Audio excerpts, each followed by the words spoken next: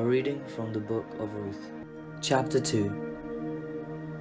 Now Naomi had a kinsman on her husband's side, a prominent rich man of the family of Elimelech, whose name was Boaz. And Ruth the Moabite said to Naomi, "Let me go to the field and glean among the ears of grain, behind someone in whose sight I might find favor." She said to her, "Go, my daughter." So she went. She came and gleaned in the field behind the reapers. As it happened, she came to the part of the field belonging to Boaz, who was of the family of Elimelech. Just then Boaz came from Bethlehem. He said to the reapers, "The Lord be with you." They answered, "The Lord bless you." Then Boaz said to his servant, who was in charge of the reapers, "To whom does this young woman belong?" The servant who was in charge of the reapers answered, "She is the Moabite who came back with Naomi from the country of Moab." She said, "Please let me glean and gather among the sheaves behind the reapers." So she came, and she has been on her feet from early this morning until now, without resting even for a moment. Then Boaz said to Ruth, "Now listen, my daughter. Do not go to glean in another field or leave this one, but keep close to my young woman.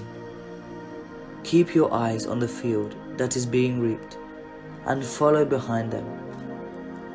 I have ordered the young men not to bother you. If you get thirsty, go to the vessels and drink what the young men have drawn." Then she fell prostrate, with her face to the ground, and said to him, "Why have I found favor in your sight, that you should take notice of me, when I am a foreigner?" But Boaz answered, "All that you have done for your mother-in-law since the death of your husband has been fully told me, and how you left your father and mother and your native land, and came to a people that you did not know before.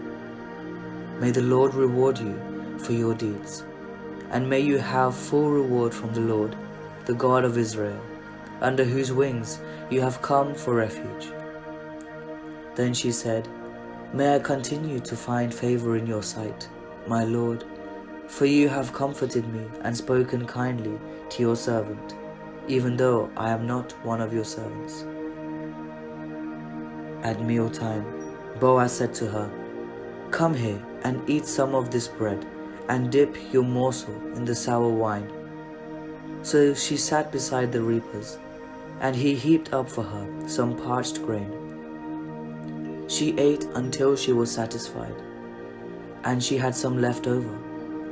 When she got up to glean, Boaz instructed his young men, "Let her glean even among the standing sheaves, and do not reproach her. You must also pull out some handfuls for her from the bundles, and leave them for her to glean, and do not rebuke her." So she gleaned the field until evening. Then she beat out what she had gleaned, and it was about an ephah of barley. She picked it up and came into the town, and her mother-in-law saw how much she had gleaned. Then she took out and gave her what was left over, after she herself had been satisfied. Her mother-in-law said to her, "Where did you glean today, and where have you worked? Blessed be the man who took notice of you." So she told her mother-in-law with whom she had worked, and said, "The name of the man with whom I work today is Boaz." Then Naomi said to her daughter-in-law, "Blessed be he by the Lord, whose kindness has not forsaken the living or the dead." Naomi also said to her, "The man is a relative of ours, one of the nearest kin." Then Ruth the Moabite said, "He even said to me, 'Stay close by my servants, until they have finished all my harvest.'"